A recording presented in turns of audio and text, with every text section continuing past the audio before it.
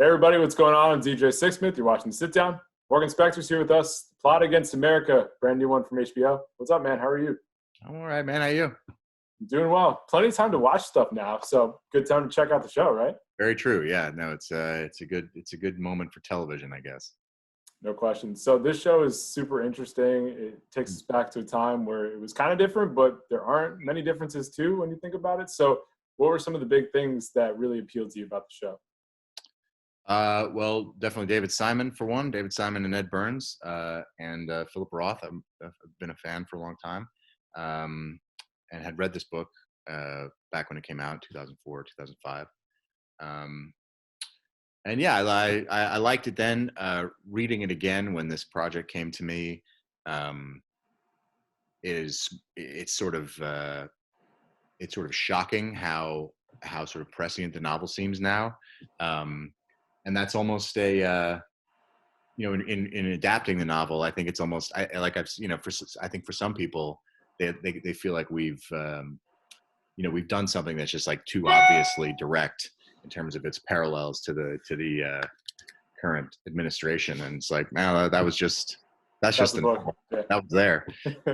So yeah, I mean, I think what's appealing about it for me was also just a chance to sort of be in Roth's world a bit. I mean, I know these, I read all these books. I've read his book about his father, Patrimony, and so to get to sort of try to embody this character that in some ways I feel like I know pretty well was really exciting.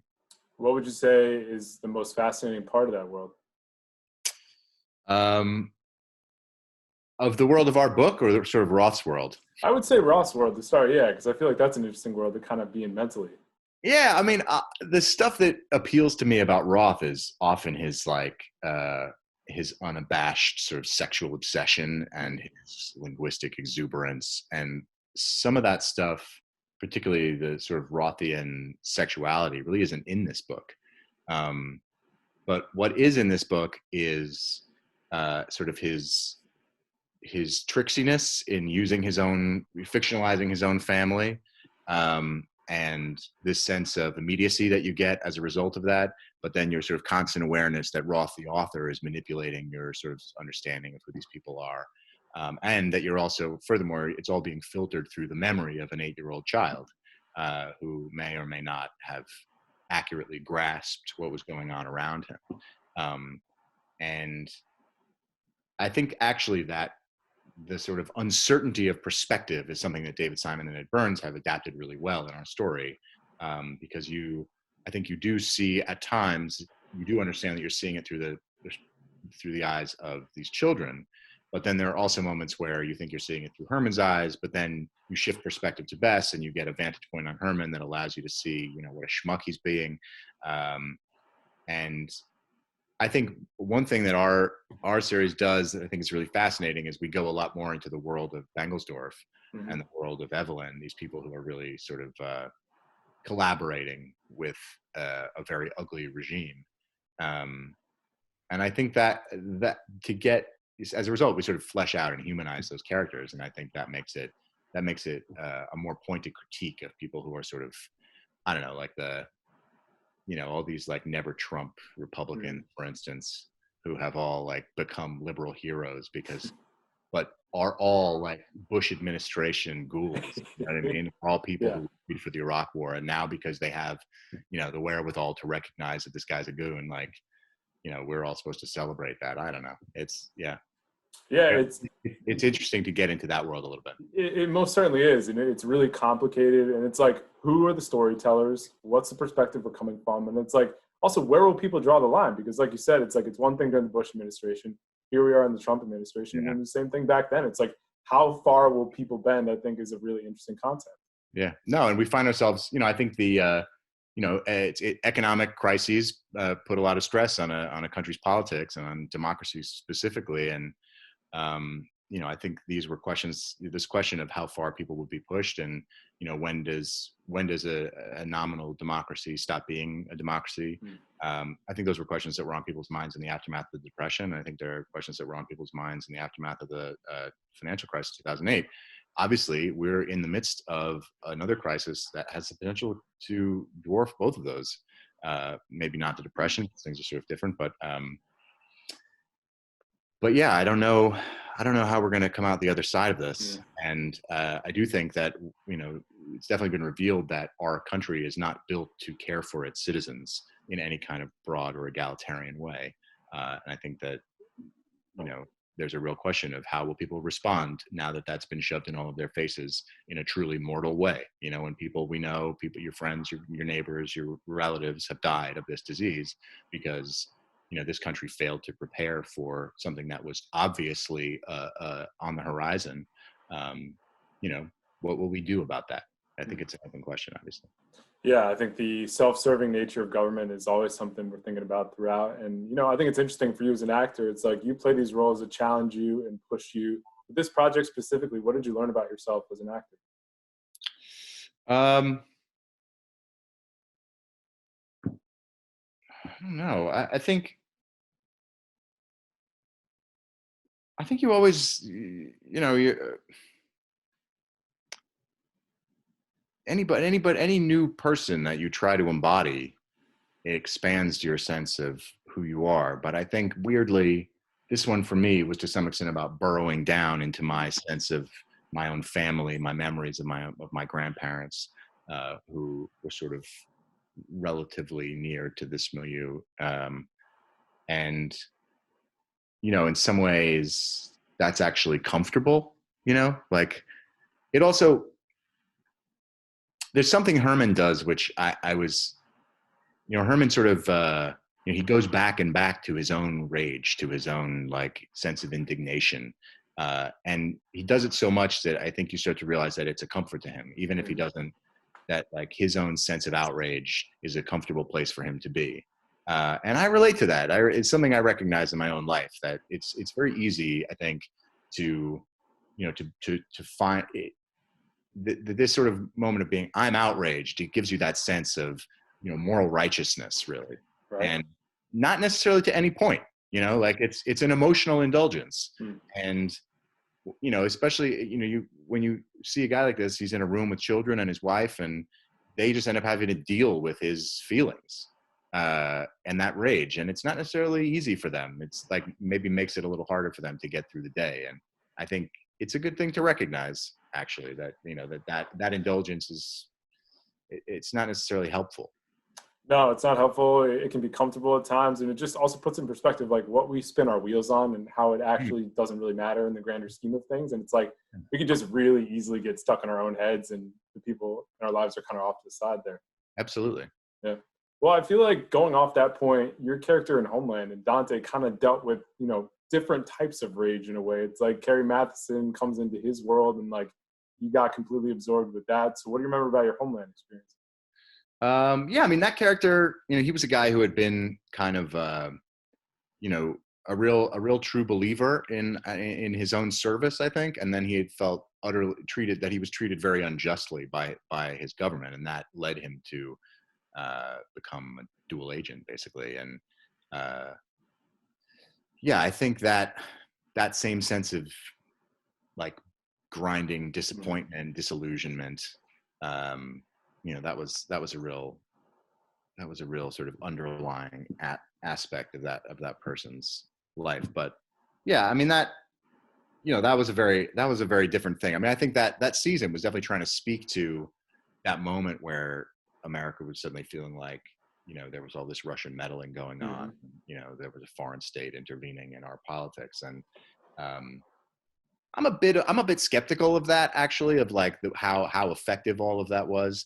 Personally, that's that, and but that was certainly, it was certainly interesting to be messing around with those ideas at a time when that was very much in the forefront of our sort of national. Yeah, I think it's tough though, because you don't know if that is doing people a service or if it's just kind of spinning things further out of control. I think it can kind of go each way, right?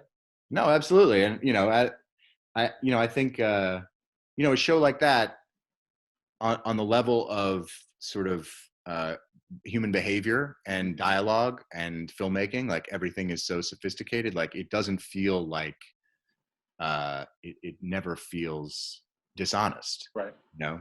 And I think that the Russian thing, you know, just it's like very good good, sensible, intelligent people strongly disagree with each other about, Mhm. you know, how much of an effect that had. Right. Uh, and yeah, and I think we'll always that'll be a you know, that'll be a hotly contested debate for a long time. But what I always wonder is, okay, if the Russians are doing this, what's the CIA doing?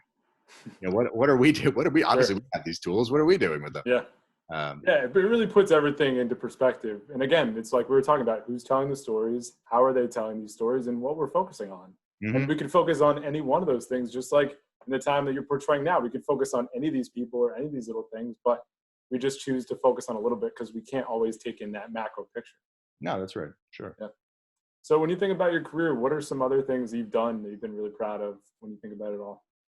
Um, well, what somebody I was having this conversation with somebody where they were saying there's this.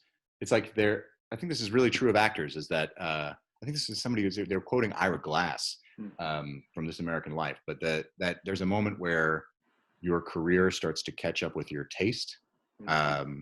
and I think that has started to happen for me in television in the last little while, which is really exciting. And you know, Homeland is definitely part of that. This show is absolutely part of that. But you know, most of my experiences like that have been in the theater, uh, and I did a play. I did a play by a playwright named Erica Sheffer at the New Group, like 8 years ago now, called Russian Transport, that I loved. Um, and obviously the play where I met my wife, Machinal, which was Broadway about 6 years ago, 5 years ago. Um, yeah, I mean, there are a lot. They all, you know, they all move you along. You know what I mean? Like you learn something, you make relationships, you make connections, you like, you know, you build a kind of network of people who know who you are when you show up on set. You know, that they can be like, that guy's a dick, or he's not, or, you know, like he's basically prepared, he's Right. basically competent, you know, like I think if you know, establishing a broad record of basic competence is actually like an underrated aspect of staying in this business for a while. People kind of know, okay, you know, like we know where the floor is, Right.